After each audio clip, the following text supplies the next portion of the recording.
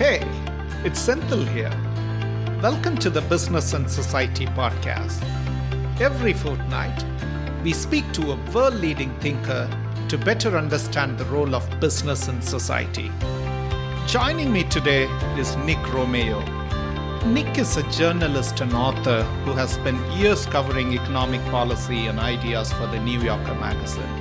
His recent book, The Alternative: How to Build a Just Economy, uses extensive original reporting to provide a roadmap for a sustainable and fair economy.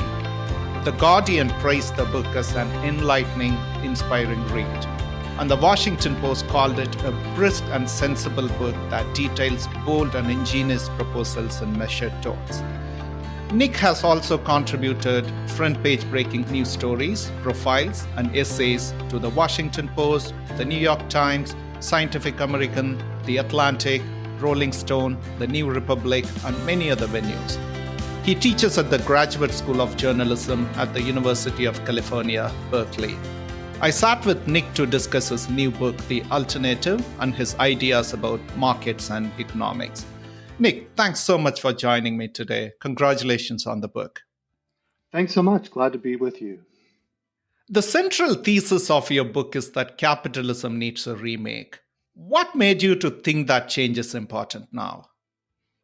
Yeah, that's certainly a central premise of the book. I don't think that is necessarily controversial or even very original at this point. But the two things that I think were top of mind for me were probably widening wealth inequality, both within and between countries around the world, and then the ongoing climate crisis. So, like a lot of folks, those two issues struck me as kind of definitive challenges for the generation, if not the century. And so then the kind of ambition of the book was to outline some policies, but not just kind of in a theoretical way, to actually look at places around the world where these policies are already being implemented and even scaled to some extent, and provide a collection of these examples so that people had a very tangible sense that an alternative set of economic arrangements is possible and that it's not simply a kind of talking point or a dream. Let's unpack that in a minute, but the US political landscape has changed since we scheduled this interview. What kind of economic system are we now looking at? I ask also because you cited Keynes' writing that economics is more properly called political economy. Absolutely. That's a great question. And I think it's one that, the verdict is still out on what the kind of the next few months, let alone the next few years, will look like in terms of American political economy. I'll just maybe offer a few tentative observations, but I certainly don't have a crystal ball. And I think anyone who tried to predict the future at this point in American politics would likely be wrong in some way.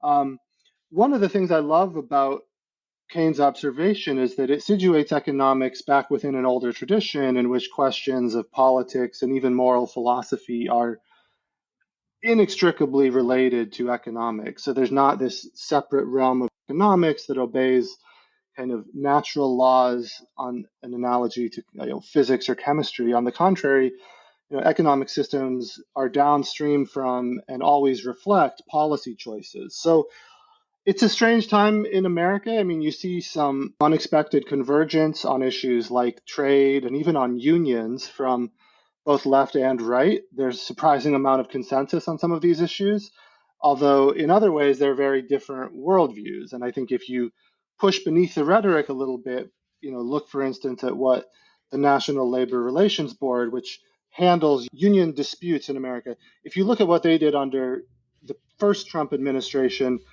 and compare that to the Biden administration, you can see that even if the head of the Teamsters gives a speech at the Republican National Convention, as he did a few weeks ago, there's still a very sharp difference in policy between Republicans and Democrats, not only on the issue of unions, but on all sorts of other things, from how we should manage pollution, things like carbon taxes, to global wealth taxes, to some of the initiatives I discuss in the book, things like a job guarantee, living wages, worker-owned co-ops, all of these different tools. I think there's at least rhetorically, some consensus on some of them. But if you actually push on the records of the two recent administrations, Trump and Biden, there's still some pretty sharp divergence and a lot of daylight basically between the major parties in America on economic issues.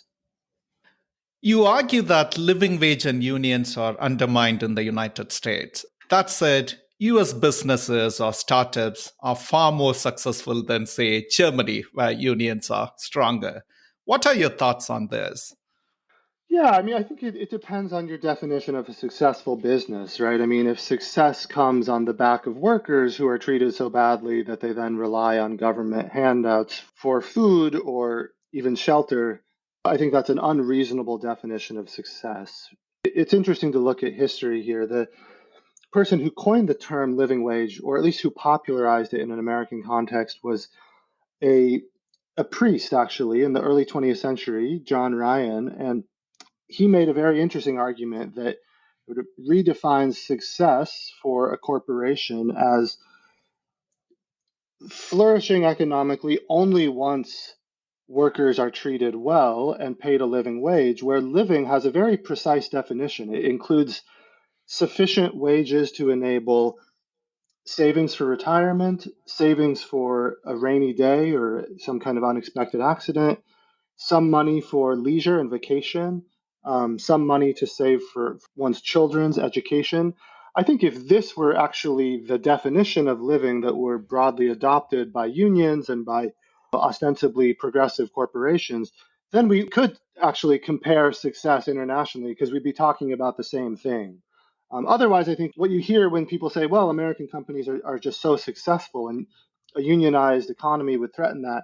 Um, there's a sort of sleight of hand or a deception that's happening just in the way the terms are being used. And basically, the success is coming at the expense of workers. And so I think plausibly one could argue that's not, in fact, success. In your book, you wrote, and I quote, "What we need is not a revolution of values, but an economic system that reflects the values we already have." Could you talk a bit about what values they are? Yeah, I think that observation is reflecting on a lot of research about policies that are actually fairly popular if you had a kind of direct referendum style vote on many issues. I mean, even things like a job guarantee poll very well in America. Um, at the federal level right now, it's hard to imagine something like a job guarantee program being adopted. I think there is more cause for optimism at city or even state levels. But whether it's living wages or job guarantees or really robust worker ownership models in which workers have equity stakes in the companies where they work, a lot of these things are surprisingly bipartisan and enjoy a lot of popular support. So the idea that we need an enormous transformation in values, I'm sympathetic to that to some extent, and there are economists who have argued very persuasively. I'm thinking of folks like Tim Jackson and some of the post-growth economists who say, look, we actually really do need to fundamentally change values and consciousness and lifestyle. I think there's something to that argument. At the same time, it's interesting to recall that when you have a political system in which there are very few campaign finance laws and very wealthy elites and corporations can capture a lot of the legislative process, then it's natural to predict that a very large gulf will open up between the values of ordinary people and the policy making of the legislative process. So that was my point with the passage you quoted. Yeah. Let's talk about negative externalities you talked a lot about in this book, such as people's ill health due to fast food and soft drink businesses. What is the real benefit here? I ask because those businesses also create positive externalities for society, such as employment, product benefits, and taxes. I was reading a recent research that found that Starbucks store opening in a US neighborhood without a coffee shop leads to a creation of about 1 to 3 new companies a year over the next 7 years. So if we start taxing companies for negative externalities, they'll start claiming tax exemptions for positive externalities. I was wondering what is the benefit of this merry-go-round? Yeah. Well, I think again these things are sort of policy choices, right? I mean, perhaps a false choice to imagine that the only two options are either to have absolutely no taxes or awareness of externalities, or to, and then to lose all of the positive benefits like the ones you alluded to, or to tax all externalities, right? One can imagine a kind of reasonable discussion, ideally somewhat democratic, in which, again, the definition of success for a company is one that can succeed without underpaying workers, or in the case of Starbucks that you mentioned, spending lavishly on union busting and really pretty aggressive assaults on legally protected organizing activity.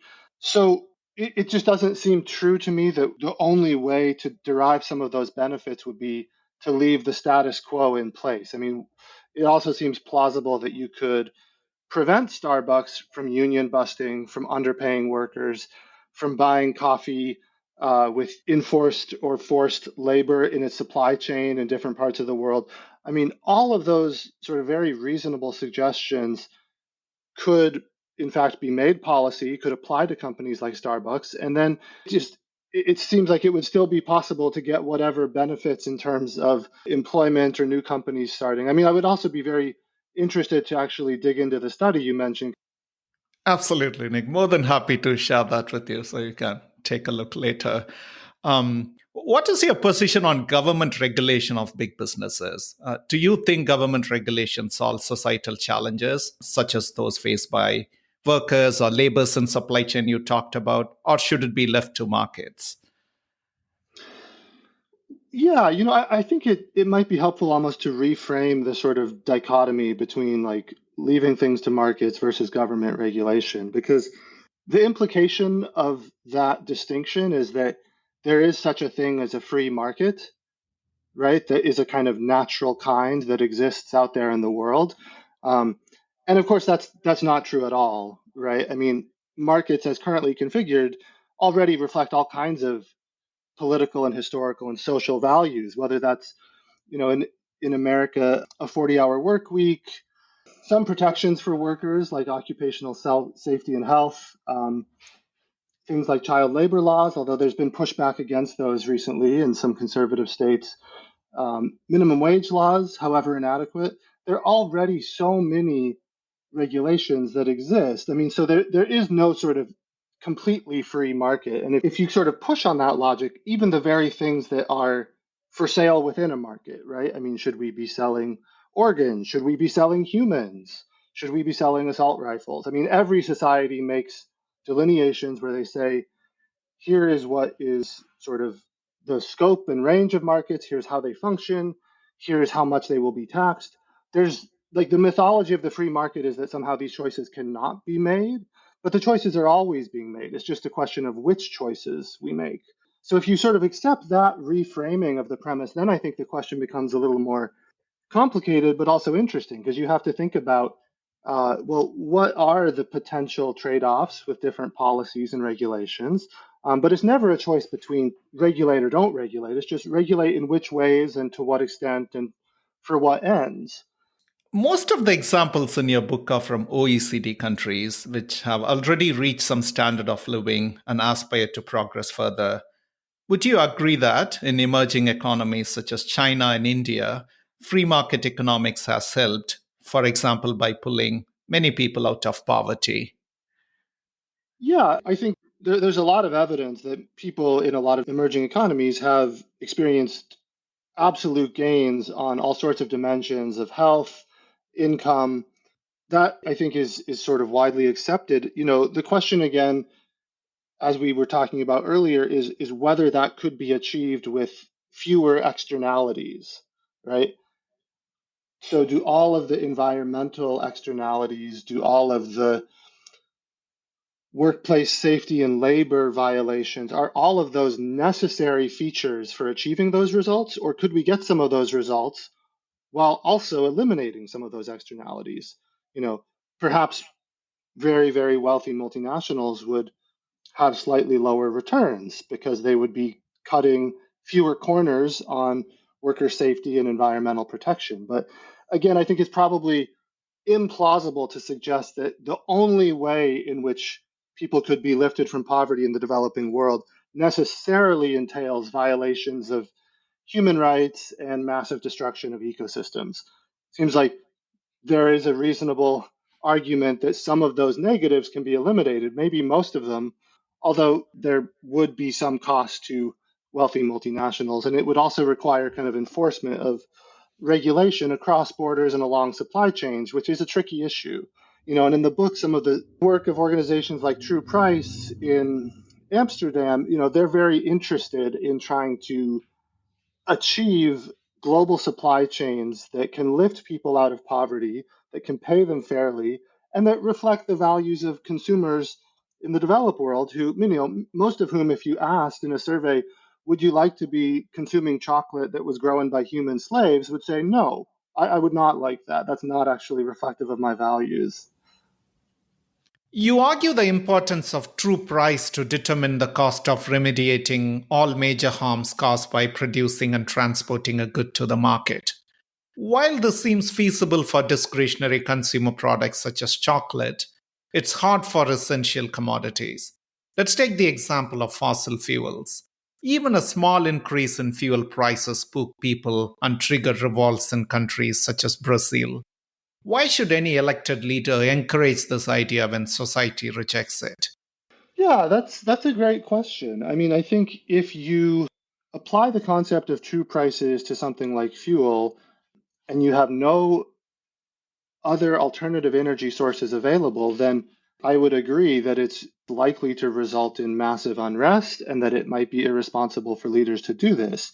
Um, Again, that's not the sort of the only conceivable option, right? I mean, the gradual introduction of true pricing, even for essential commodities, could raise funds that could then be invested in infrastructure for clean energy, that could also crowd in more private sector investment, that could fund public transportation. There's a sort of a slope of adoption that one could imagine that might gradually phase in some of the benefits while avoiding sort of revolt in the streets, as you were mentioning. The other important concept you touched upon in your book is your unhappiness with the lack of pluralism in the academic field of economics. What kind of change you want to see there? Sure. I mean, so the unhappiness is not mine so much as it's many economists are very worked up over this. It's a huge flashpoint within the field. So I spoke to economists around the world who are sort of, for different reasons and to different extents, very unhappy and very critical of sort of orthodox neoclassical economics, which has a very idealized notion of markets as highly efficient, as the perfect allocation mechanism for goods and for a broad range of human goods, things even like healthcare, education. Um, so the effort to introduce pluralism in economics, I mean, another way to think of it would just be the effort to introduce realism and to unmask ideology in economics. So the sense of economics as a hard science rather than a natural science, I think that's one target of critique for many contemporary economists, like we were talking about at the beginning with John Maynard Keynes. Many of the smartest economists in the world recognize that you can't actually make economic policy in a vacuum. There are always moral and political presuppositions, and sort of the guise of neutrality is actually a very convenient camouflage under which a lot of very dubious policies have been smuggled into policy over the last 30 or 40 years. And that's true for everything from taxation to wages to regulation. So an economics education that kind of reflected the empirical richness of the world, in which market imperfection and market failure are quite common, in which not only do you sort of have humans acting to maximize their utility, but you also have humans who are motivated by cooperative and other regarding preferences, and there's a sort of complex institutional framework that often determines whether our more self-interested or are more other regarding preferences are expressed. All of these kinds of insights are making their way into curricula that the pluralist economics community are sort of interested in seeing spread more broadly. I mean, I quote in the book the American economist Paul Samuelson, who wrote one of the best-selling textbooks in the 20th century. And Samuelson famously remarked near the end of his career, I don't care who writes a country's laws if I get to write its economics textbooks. So he's very aware that he was the sort of shaper of cultural common sense. Um, apart from being quite undemocratic, um, it's also a sort of sinister comment where this economist is sort of saying, I am more powerful than all of the legislators in America. And there are real examples of how his influence has held back progress. I mean, one of the things I talk about in the book is worker ownership. Samuelson also sort of famously on American television in the 70s, he was asked about employee stock ownership plans, and he said, well, sure, that would be nice. And it would also be nice if lollipops grew on trees, right? So just completely dismissive of the idea that workers could ever own capital in the businesses where they worked. Now, today in America, there are more than 14 million people who have an ESOP plan. So his skepticism was unfounded. But one does wonder, had he not been in such a position of kind of unelected authority, controlling so many undergraduates' view of the world through economics education, what if we could have 50 million workers who owned shares in their businesses, including very sort of blue collar, simple, not high skilled jobs, right? Not to say that all blue collar jobs are low skill, but imagine a broad range of jobs across the American economy that had an ESOP model. There's no sort of a priori reason that's not possible. This is sort of downstream again from your concept of what the economy is. Nick, what are the consequences of not shifting to the alternative, the just economy you wrote about? Yeah, that's a great question. I mean, I think probably just the headlines in most papers most of the time are a good guide to what that looks like. I think it's an increasing level of wealth and income inequality, increasing precariat, where many, many people are pushed into a sort of on demand labor model and have very little security and very few benefits for their jobs, further fraying of a social safety net. And then, of course, all of the kind of social and political and societal dysfunction that wealth inequality can cause, where there's sort of tremendous polarization, resentment, anger, searching for targets, right? And I think this is true both left and right. You can see this dysfunction working itself out in America. The other thing, of course, that comes to mind is the continuing acceleration of the climate crisis. I think really shifting our economic system to not just to sustainable energy sources, but actually reducing the material and emission intensity of every unit of GDP is a very important goal. Without which, there are frightening scenarios that are well documented by climate scientists who know far more than I do. But I think those would be the two major kind of concerns: is just acceleration of more wealth inequality and acceleration of climate change. I'll ask one more question before we move into our last section because you talked about inequality. I was watching a YouTube video of Jim Simons, the quant billionaire investor who passed away this year. He said, I did a lot of math, I made a lot of money, and I gave almost all of it away. Bill Gates and Warren Buffett too made massive wealth but decided to give it away. So, yes, capitalism creates a wealthy few, but it also seems to trigger philanthropy and circulation of wealth. Would you agree that it's a good thing, or what are your thoughts on this? Yeah, I think a few points come to mind. One is that there's no guarantee that billionaires do give away their wealth. There are many examples of billionaires who have not made those decisions. So even for the set of billionaires who do, or we should say the subset of billionaires who choose to give away their wealth, one might also reasonably worry about the highly undemocratic nature of those decisions. They essentially could decide to support whatever eccentric cause they want, and they could support it in whatever way they want. And so, if you have any sort of minimal commitments to democracy, then I think the power of billionaires to kind of shape the agenda for how all of that money gets distributed, which causes are addressed in which ways, that might also be concerning. So then you might say, well, okay, what if we had sort of deliberative, democratic sort of citizen assemblies in which that money was given away. Well, I think there's still perhaps a moral hazard in the accumulation of all of that wealth in the first place. I mean, people all the way back to the 18th century, like Jean-Jacques Rousseau, the French philosopher, many people have been worried about the kind of paradox whereby the very causes of your fortune are partially remedied by the creation of that fortune. So if you make a lot of money by underpaying workers and creating harm in the world, and then you donate a lot of that money to other organizations that partly remediate those harms, that maybe restore ecosystems. I mean, think about technology. I mean, maybe you make a huge fortune addicting teenagers to social media, and then you donate a lot of money to a nonprofit that's all about teenage mental health.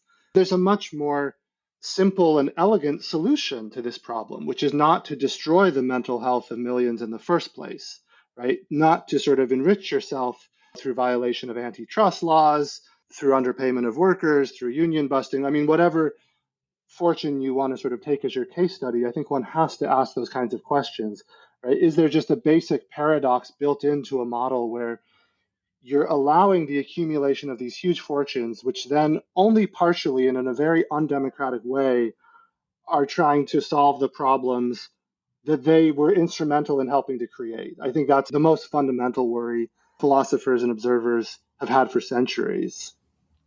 That's enlightening. Nick, let's move to the last segment. We call it as How I Did It, where we ask all our guests three personal questions to draw lessons from their life and career. How do you handle conflicting views or setbacks? Yeah, that's maybe I'll take both parts of that question. That's very interesting. I mean, conflicting views, I think, are very important to consider and to try to take seriously your opponent's arguments, right? I mean, people talk about straw men in arguments, but they also talk about sort of iron men, right? And I think the iron man is like the strongest possible form of the argument against your position. And I think if you haven't considered that, then your argument is fairly weak. I mean, that I keep somehow getting back to the history of philosophy, but that's John Stuart Mill, right? Like the person who only knows their own side of the argument um, doesn't know very much at all. You have to understand the other viewpoint to have any kind of credibility advancing a position on controversial issues. You also asked about sort of handling setbacks. I think anyone who spends a long time like writing things, but really doing anything sort of that takes a lot of cognitive energy and months of research and many drafts. I think that inevitably involves like getting stuck, getting confused, needing to subject your own work that you thought was completely polished to very intense criticism and realizing that in fact it's not anywhere close to what you would hope. So I think that's just sort of a necessary part of improving and of sort of achieving expertise is some tolerance for that kind of high level of criticism of your own work. Excellent. Can you recommend a book or two on business or sustainability or on any other subject to our listeners? One really interesting economist I've been reading recently is Tim Jackson, who I mentioned earlier. He's an ecological economist from the UK, and I would strongly recommend both of his books, but maybe his first one in particular, which is called Prosperity Without Growth: Foundations for the Economy of Tomorrow. So it's a kind of ecological lens on the impacts of economic activity. So, sometimes Jackson is lumped in with degrowth economics. Sometimes he's called a post-growth person. Labels aside, he's picking up on something very important about the relationship between ecosystems and biosphere and economic activity. And he asks a lot of very provocative questions and has a lot of interesting arguments and a lot of rich data to support what he's saying. Finally, what are one or two essential skills required for leaders working to build a just economy? The kind of ones you wrote about in your book. Yeah, that's a great question. I'm thinking here of the Mondragon cooperatives in northern Spain, which are the largest set of worker-owned cooperatives in the world. I think a lot of what distinguishes leaders in organizations like Mondragon is a tolerance for a kind of democratic procedures in the workplace. So at Mondragon, they have a one worker, one vote policy where workers get to vote on very important decisions. This shapes the culture of an organization in pretty profound ways if everyone has decision-making power. Abuses by managers and owners are just severely curtailed if they can be sort of held democratically accountable. It's not coincidental that Mondragon has a 6-to-1 ratio for highest to lowest pay within the organization. So no one is making more than 6x the lowest paid worker. I think those types of policies, like enabling democratic voice and decision making at work, and then actually backing up the rhetoric of democracy and inclusion with real policies like a pay ratio cap between highest and lowest. Those are the sorts of things that I think distinguish leaders of organizations that deserve epithets like just or fair or progressive. Great. Thanks so much, Nick, for joining me and sharing your valuable perspective. It was wonderful talking to you today. Thanks so much for having me. Thanks for listening to the Business and Society podcast.